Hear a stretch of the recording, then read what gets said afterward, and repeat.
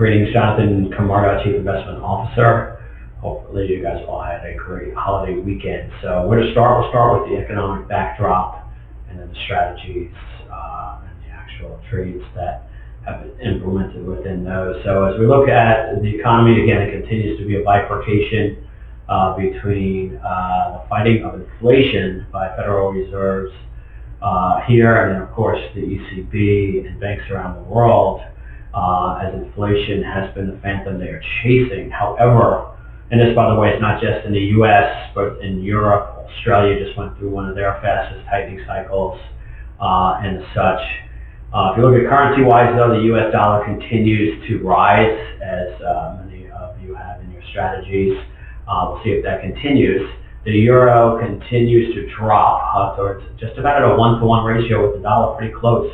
Pretty amazing considering if you look back a few years ago. So if you're traveling, it's pretty rough globally now, but if you're traveling, your dollar certainly goes a lot farther in the Eurozone. Just be careful.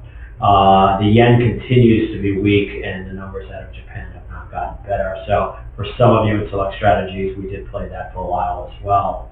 Now, as we look at the economic backdrop, right, we're looking at, again, the next couple of Fed meetings of rising rates here, I think 75 basis points, 50 basis points. But however, when you look at Treasury yields, which have been dropping, by the way, it is actually portending, as we mentioned a couple of episodes ago, of forecasted rate cuts in 2023, if you can believe it.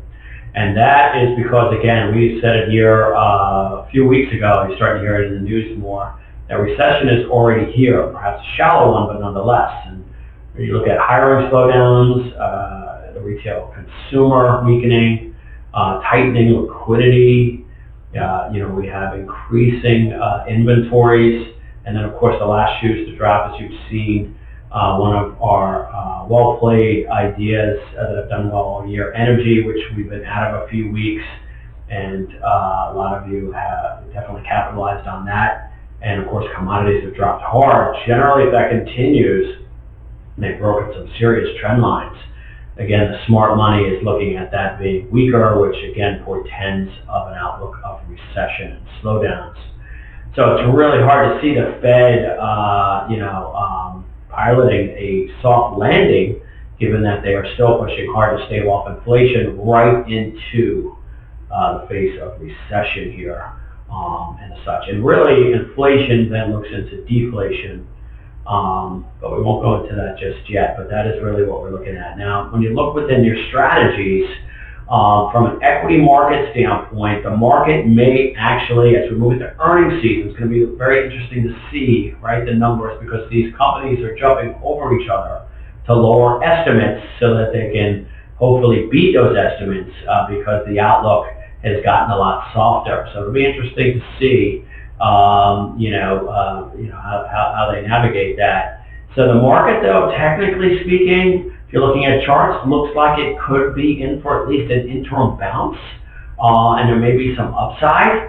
We're not calling bottoms here, many have, but again, too much gray in the backdrop. Now, I will say this, the market generally leads the economy, don't forget that out there, by 6 to 9 months. So when you think that it's the darkest economically, stocks can climb what they call that wall of worry, right? We've all heard that term. So certainly we are looking at that. And many of you have long positions that we put in place for a few weeks, given that summer rally theory. However, we have put some brake pans on that in your strategies, like the macro momentum sector rotation, some of you in the global macro, where we have a small counter short moves in the form of inverse exchange traded funds.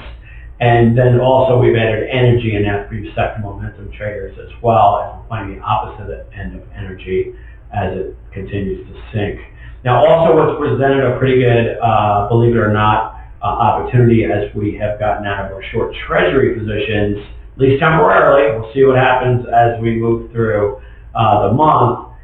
Shorter term treasuries have become attractive because the yields are higher, but at the same time they have softened. And so that is a pretty attractive yield given a lot of the downside that we've had. The risk-return ratio, as they say, is not too bad. And that you'll see really throughout all of your strategies on some level or another. So to sum it up, what we're looking at again is a tale of two markets, of two economies.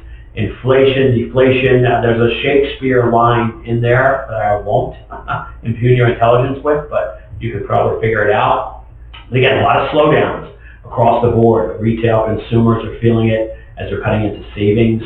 Hiring, like I said, the housing market has continued to go down, and defensive sectors have done well. And I will say this, and we did pick up on technologies for many of you across the strategies a few weeks ago, and those have started to do well here recently as rates have dropped. Now that makes sense, right? Because the hardest hit areas like discretionaries and technologies, remember they're very interest rate sensitive, because if you go into what they call, not getting too wonky, the dividend discount cash flow model there, and the denominator is the interest rate. So when you look at doing the math, the larger the denominator, right, the smaller the outcome.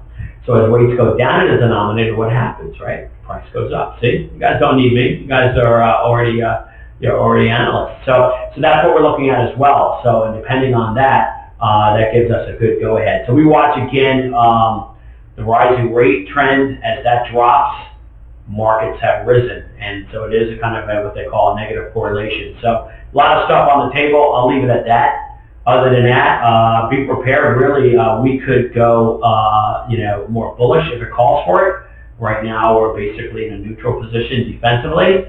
We're continuing to have a 360-degree head on a swivel. With that being said, hopefully you guys are all enjoying your early summer. Again, we appreciate your time, your patience, most importantly, your trust, as we promise to work as hard as we can to navigate you through what has been, again, the most challenging market terrain since 1970. So with that being said, stay frosty. Until next time, Jonathan Camarda.